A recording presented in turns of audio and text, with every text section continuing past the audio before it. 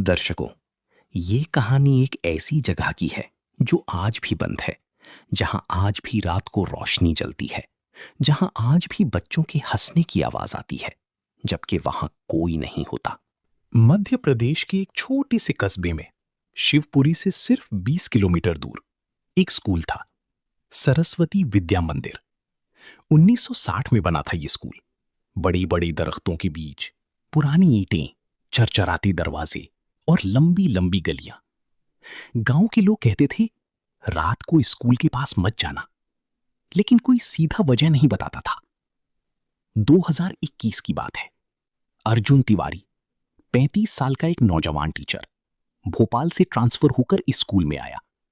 BEd किया था, science पढ़ाता था, प्रैक्टिकल सोचता था, भूतों पर यकीन बिल्कुल नहीं था। पहले दिन जब वो स्कूल पहुंचा तो उसने देखा एक बड़ा सा मेन गेट, उसके ऊपर लिखा था, ज्ञान ही प्रकाश है। अंदर गया तो प्रिंसिपल मिस्टर शर्मा ने स्वागत किया। बूढ़े थे, सफेद बाल, आंखें थकी हुई, लेकिन एक अजीब चीज थी उनकी आंखों में, डर। उन्होंने स्कूल दिखाया, क्लासरूम्स, लाइब्रेरी, लैब। लेकिन जब अर्जुन ने एक तरफ देखा, वहां एक अलग सा कॉरिडोर था, पुराना, अंधेरा, और एक कमरा था उस कॉरिडोर के आखिर में। उस पे लिखा था, रूम नंबर 13। अर्जुन ने पूछा, वो कमरा किस चीज का है? प्रिंसिपल रुक गए, मुड़ी हुई आंखें, फिर बोले, वो स्टोर रूम है, उसे नहीं खोला जाता, ओल्ड स्ट्रक्चर है, खतरे का डर है। और वो आगे बढ़ गए। लेकिन अर्जुन ने देखा, उस कमरे के दरवाजे पर ताला नहीं था। स्कूल में पढ़ाना शुरू किया अर्जुन ने। बच्चे अच्छे थे, होशियार, लेकिन एक बात अजीब थी। जब भी अर्जुन रूम नंबर 13 का जिक्र करता या उस कॉरिडोर के पास जाता, बच्चे चुप हो जाते। एक दिन क्लास 7 की एक लड़की, प्रिया, क्लास के बाद रुक गई। सर, उसने धीरी आवाज में कहा, आप रूम 13 के पास मत जाना। अर्जुन ने मुस्कुराकर पूछा, क्यों बेटा? प्रिया ने इधर उधर देखा, फिर बोली, वहां एक बच्ची रहती है, हम सबने देखा है, सफेद कपड़े में।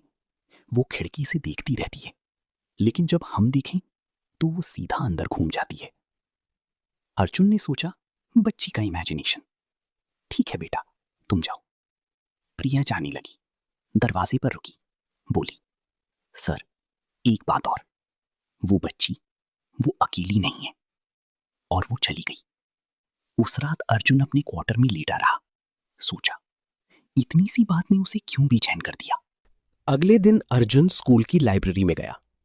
पुरानी किताबें, डस्ट और एक कॉर्नर में पुराने अखबारों का ढेर। अर्जुन ने सोचा, कुछ तो मिलेगा इस स्कूल के बारे में। आधा घंटा ढूंढा और फिर एक पुराना अखबार मिला, 1987 का। हेडलाइन थी, सरस्वती विद्या मंदिर में ट्रेजेडी, 3 बच्चे लापता। अर्जुन ने कांपते हाथ से पढ़ा। 15 नवंबर 1987 को स्कूल की एनुअल फंक्शन की रिहर्सल चल रही थी, रात के वक्त। 3 बच्चे, राजू, सुनीता और छोटू, रूम नंबर 13 में गए थे। किसी ने देखा नहीं क्यों गए। सुबह 3 बच्चे लापता थे। पूरा स्कूल छान मारा गया, पुलिस आई, गांव के लोग आए। रूम नंबर 13 के अंदर सिर्फ 3 जूते मिले। बच्चे आज तक नहीं मिले। और उस दिन के बाद रूम नंबर 13 हमेशा के लिए बंद कर दिया गया। अर्जुन का दिल जोर जोर से धक धक कर रहा था। उसने अखबार नीचे रखा, ऊपर देखा। लाइब्रेरी की खिड़की के बाहर एक छोटा बच्चा खड़ा था, मुंह अंदर की तरफ, घूर रहा था। अर्जुन ने उठ के खिड़की की तरफ कदम बढ़ाया। वहां कोई नहीं था। उस रात अर्जुन ने एक गलती की। वो स्कूल में रुक गया। पेपर्स चेक करने थे, काफी सारा काम था, वक्त नहीं मिला, रात हो गई। 1 घंटे में निकल जाता हूं, उसने सोचा। रात के 9 बजे स्कूल में सिर्फ वो अकेला था। चौकीदार भोला बाहर गेट पर था। अर्जुन स्टाफ रूम में बैठा कॉपीज चेक कर रहा था। एक बल्ब जल रहा था, बाहर अंधेरा। 9:30 बजे उसने सुना किसी के दौड़ने की आवाज, बच्चे की आवाज, छोटे छोटे कदम, तेज, कॉरिडोर से। कौन है? अर्जुन ने आवाज लगाई। कोई जवाब नहीं। वो उठ के कॉरिडोर में आया, टॉर्च जलाई, कोई नहीं। लेकिन कॉरिडोर के आखिर में रूम नंबर 13 का दरवाजा थोड़ा सा खुला था। अर्जुन याद किया, पहले दिन दरवाजे पर ताला नहीं था और अब दरवाजा खुला था। उसने सोचा हवा से खुला होगा। वो वापस स्टाफ रूम में आ गया। 9:50 बजे आवाज फिर आई, लेकिन इस बार अलग। हंसी, छोटी बच्ची की हंसी। फिर एक और हंसी, फिर एक और, जैसे 3 बच्चे मिलके हंस रहे हों। अर्जुन की पेंसिल हाथ से गिर गई।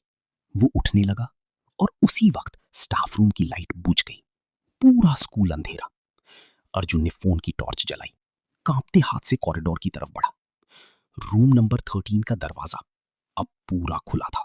अंधेरा अंदर, और अंदर से एक छोटी सी आवाज आई, सर अंदर आओ।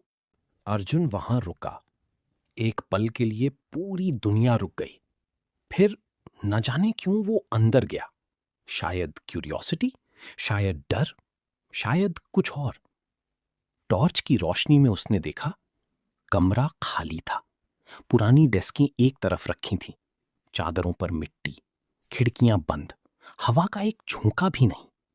लेकिन एक कोने में 3 छोटे छोटे हाथ के निशान थे दीवार पर, जैसे 3 बच्चे हाथ लगाते हैं, लाल रंग में।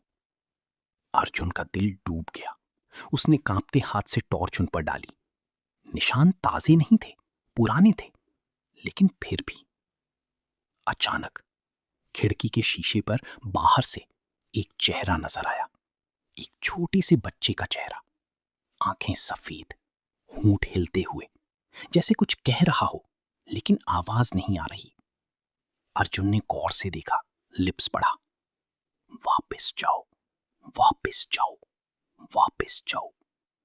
अर्जुन पीछे हटा, फिर पलटा, तेजी से बाहर निकला, कॉरिडोर में भागा, मेन डोर की तरफ। चौकीदार को आवाज लगाई, भोला, भोला, दरवाजा खोल। अगले दिन अर्जुन सीधा प्रिंसिपल शर्मा के पास गया, दरवाजा बंद किया, कुर्सी पर बैठा और सीधा पूछा, सर, रूम 13, पूरा सच बताएं। प्रिंसिपल शर्मा ने एक लंबी सांस ली, खिड़की की तरफ देखा, फिर बोले, 1987 में जो 3 बच्चे लापता हुए, राजू, सुनीता, छोटू, वो 3 बहुत पक्के दोस्त थे, हमेशा साथ रहते थे। उस रात रिहर्सल के बाद तीनों रूम 13 में गए, डर दिखाने के लिए एक दूसरे को। अंदर कुछ था, कुछ ऐसा जिसने उन्हें रोक लिया। क्या था अंदर? प्रिंसिपल ने जवाब दिया, इस स्कूल से पहले यहां एक पुराना कब्रिस्तान था, अंग्रेजों के जमाने का। जब स्कूल बना, रूम 13 एक कब्र के ऊपर बना। किसी ने ध्यान नहीं दिया, या शायद दिया भी तो छुपाया। अर्जुन का मुंह खुला का खुला रह गया। और वो 3 बच्चे, वो कभी नहीं गए अर्जुन जी। वो आज भी हैं इस स्कूल में, रूम 13 में। और जो भी अंदर जाता है, वो उन्हें रोकना चाहते हैं ताकि अकेले ना रहें। खामोशी। फिर अर्जुन ने पूछा, मैं कल रात अंदर गया था, मुझे किसी ने, एक बच्चे ने, वापस जाने को कहा। क्यों? प्रिंसिपल मुस्कुराई, उदास मुस्कुराहट। क्योंकि वो 3 बच्चे बुरे नहीं हैं, वो खोने वाले मासूम हैं। और शायद उन्हें पता है कि कुछ और